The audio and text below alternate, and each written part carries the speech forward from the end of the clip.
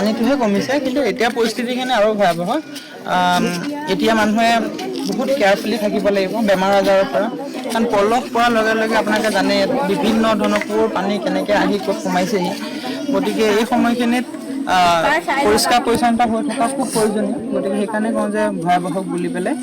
আৰু প্ৰথম যেতিয়া আহিছিলোঁ তেতিয়া সাগৰ সদৃশ পৰিৱেশ, আৰু এতিয়া আহিছোঁ পলস, দুৰ্গন্ধ।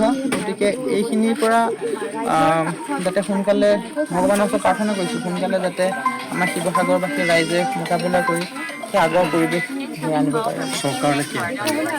চৰকাৰলৈ আহ্বান আছে, চৰকাৰে কৰিবলগীয়া বহুত আছে, কাৰণ গোটেই বিধ্বস্ত হৈ গৈছে। এখন আগৰ সেই শিৱসাগৰখন আকৌ নতুনকৈ সৃষ্টি কৰিবলৈ সময় লাগিব। গতিকে বিভিন্ন ধৰণৰ পদক্ষেপ হাতত ল'ব লাগিব। গতিকে গভৰ্ণমেণ্টে প্ৰতিটো বিভাগে ইয়াত স্পেচিয়েলি কিছুমান বস্তু ৰখা মই প্ৰয়োজন বুলি ভাবোঁ, এটা ডিপাৰ্টমেণ্টে।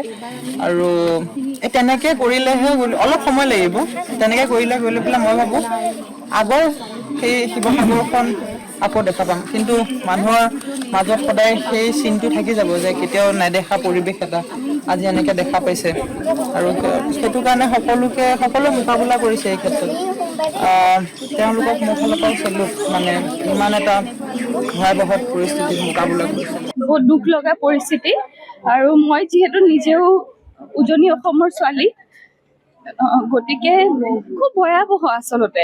আৰু মানুহৰ পৰা যিখিনি শুনিছোঁ ইয়ালৈ আহি পেলাই, যিখিনি আমি ভিডিঅ'ত দেখোঁ, ৰিয়েলিটি একেবাৰে তাতকৈ আৰু অধিক ভয় লগা।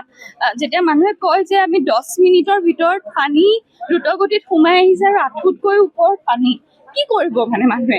আমি এতিয়া গুৱাহাটীত এনেধৰণৰ অকল বৰষুণ, এজাক বৰষুণে গুৱাহাটীখন গোটেই বানপানী কৰি দিয়ে। মই নিজেও পানীত আগতে যেতিয়া কলেজত পঢ়ি থকা দিনৰ কথা কৈছোঁ, কলেজৰ পৰা আহোঁতে পানীত আহোঁ, সেয়াতো একোৱেই নাছিলে। এতিয়া মানে এনেকুৱা লাগে সেইখিনি পানী কিনো পানী, য'ত চব ধ্বংস হৈ গৈছে, খেতি বাতি, মানুহ নাইকিয়া হৈ গৈছে। আৰু এগৰাকী বাইদেউক লগ পালোঁ, বাইদেউৱে কৈছে যে আজি 21 দিন হ'ল আমি টেবুলত বহি একেলগে ভাত এসাঁজ খোৱা নাই।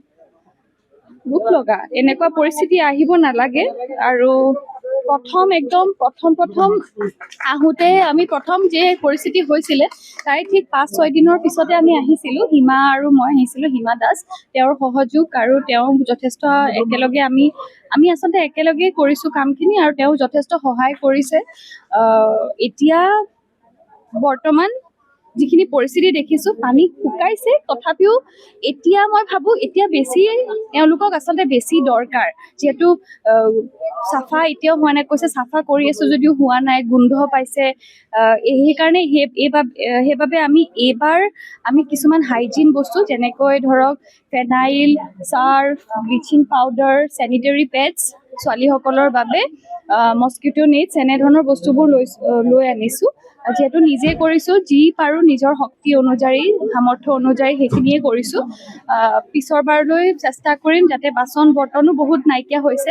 গতিকে মানুহ আহি আছে, মই অশেষ ধন্যবাদ দিছোঁ যিসকল লোক অসমৰ বাহিৰৰ যিসকল লোকে গ্ৰাউণ্ডত আহি এই ভয়াৱহ পৰিস্থিতিত ৰাইজৰ লগত আছে। গতিকে মই তেওঁলোকক বহুত ধন্যবাদ দিছোঁ, আৰু ঈশ্বৰক প্ৰাৰ্থনা কৰিছোঁ আৰু কি কৰিব পাৰিম, যে এনেধৰণৰ কেতিয়াও পৰিস্থিতি নাহক, আৰু এই পৰিস্থিতি সোনকালে এই পৰিস্থিতিৰ পৰা যেন পৰিত্ৰাণ পাওঁ।